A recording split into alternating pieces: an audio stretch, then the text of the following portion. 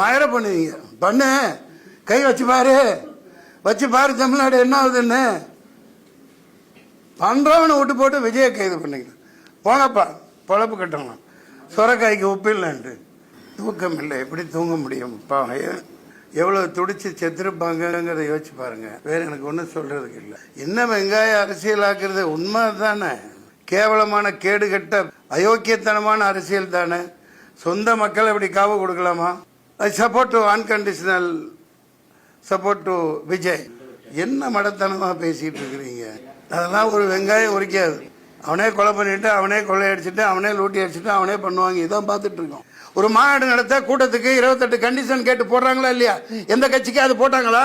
அதே மாதிரி 28,000 police 2,000 police அங்க நிக்கணும்ல. அந்த இடத்துல நான் இருந்துதான் நடந்திருக்கிறதே வேற. அயோக்கியத்தன அரசியல் பண்ணிட்டு இருக்காங்க. டேய் என்ன நீ பச்சை குழந்தைத்தனமா 10,000 பேர் அப்படித்தான் சொல்லுவாங்க. 20,000 பேர் சொன்னா உங்களுக்கு பர்மிஷன் கிடையாதுன்றான். 4 லட்சம் பேர் கூடுறான்னு தெரியுது இல்லையா? அப்புறம் முட்டுச்சந்துக்குள்ள அனுப்புறீங்க. பயங்கரமான ரவுடிகளை எத்தனை கத்தி குத்து பண்ணான்னு தெரியல. பயங்கரமான ரவுடி ராஜ்யம். எவனை உள்ள ஷேம் ஆன் திஸ் பாலிடிக்ஸ். சம்பந்தம் இல்லாம கேள்வி கேட்கறீங்களே.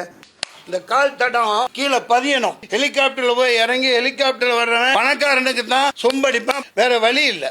டிஎம்கே தான் மறுபடியும் வரும், ஆணித்தரமா வரும். நானே விழுந்து வேலை செஞ்சாலும் செய்வேன். இத்தனை காலம் எதிர்த்தவன். இப்ப வேற எனக்கு வழி இல்லை. எங்கேயும் செய்வேன். இதுவே என் பிரச்சாரம் தான். எங்கேயும் செய்வேன். நான் என்னோட போராட்டம், என்னோட பிரச்சாரம் எல்லாம் கால் பதியும். விஜய் மாதிரி வானத்திலேயே சுத்திக்கிட்டெல்லாம் இருக்க முடியாது.